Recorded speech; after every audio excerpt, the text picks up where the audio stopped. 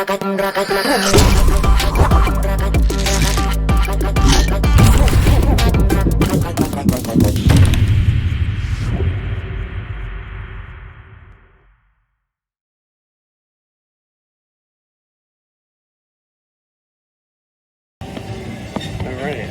up, guys? Time for a quick little 5-minute cardio Q&A. I got some more questions today that I would like to answer for y'all. Hopefully y'all can hear me. I don't have any like fancy microphones or anything like that. The treadmill's kind of loud. So let's start with these 3 questions that I got that I want to get answered. So the first question is, what is my opinions on peptides and Sarms or Serms or anything like that? So what are my opinions on clomiphene? So clomiphene has its usage. It can be very useful for those who are prescribed it. It doesn't have any sort of testosterone production shutdown, so you don't got to worry about your endogenous production going down afterwards. But does it take away your natty card? Yes, at least in my opinion. And clomiphene has some side effects, not as much as clomid itself though, and I just think that if you're going to hop on something like that, everything's your choice. You can do what you want, but I do think that you should speak to a physician first and make that choice with that physician. Now Sarms, Sarms don't have that much studies done on them. There are some that are very widely popular, such as Ligandrol or MK677, which is ibutamoren. And then there's some other ones like YK11 and stuff like that, but I'm not going to speak on any of them that I don't know, because I've never touched, and I don't really care to touch or use. So I'm going to talk about the one that I do know of, and that is ibutamoren or MK677. Now MK677 has its usage, especially for people that are have issues with putting on size, because it is a ghrelin agonist, which means it increases ghrelin receptors, makes you hungry, makes you want to eat, which can in return add some size and boost HGH. So if you are a person who struggles with eating, struggles with appetite, it can be beneficial to you in that regard. Again, that is something that I would partner with a physician on. These compounds aren't meant for human consumption, so when you take them, you are taking something that is pretty much an experimental drug. So you just need to know what you're doing to your body. Do I think differently of people who do use it? No. Will I ever think of anybody different because they're using some sort of peptide or SARM? No, not at all. It's your body, you do what you want to do.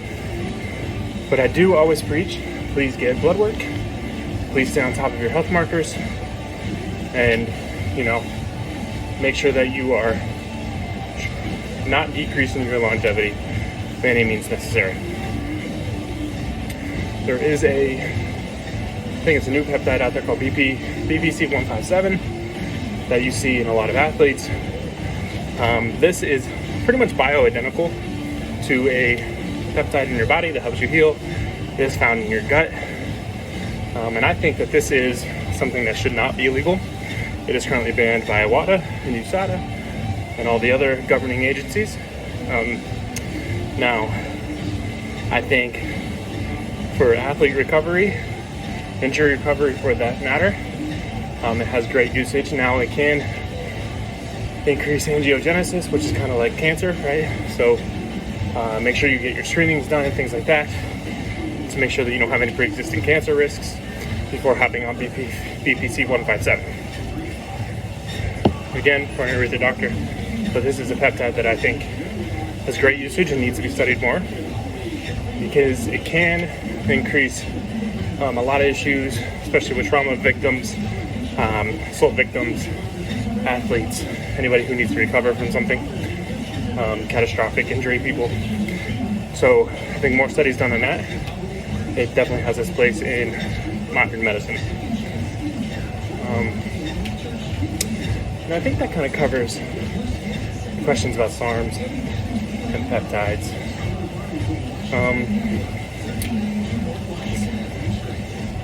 Let's see. I'm trying to think of the other questions I had. A couple people asked me some questions today. Oh, my cardio regime. So my cardio regime is 30 minutes a day, or 30 minutes every other day, sorry, usually on my leg days.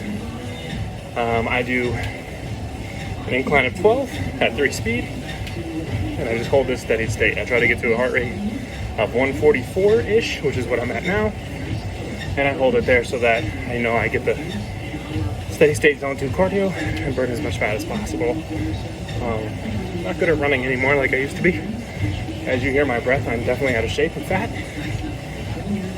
But I'm working on it, and that's why I'm here doing this. It won't get better unless I'm doing this stuff. I should be able to have a conversation while walking. I'm having a decent conversation. But as you noticed, I am kind of stopping here and there to take an extra breath. But that's also because I get camera shy and I get anxiety around cameras. So anytime I'm on the camera, I tend to talk a little bit differently. And I feel myself getting anxious around it. So that could be also a reason why I can't speak too well right now. It's a combination of both things. The third question is, do I do any personal training? Yes, I do. I used to. My education is in athletic training. I have a master's degree in sports science. I used to do a lot of personal training back in my bodybuilding days. How you doing? And that kind of stopped. I plan on getting back into it now that I'm working out again. My rates, you can ask me about. I would like to say I'm pretty reasonable. Probably one of the cheaper per month. But I am all online. I can't make it to the gym with you guys because of my hectic work schedule and things like that. But the sports medicine degree definitely helps me. When I was in athletic training school, I focused primarily on bodybuilding. So if that's your goal, hit me up. Thank you. Please like, comment, and subscribe.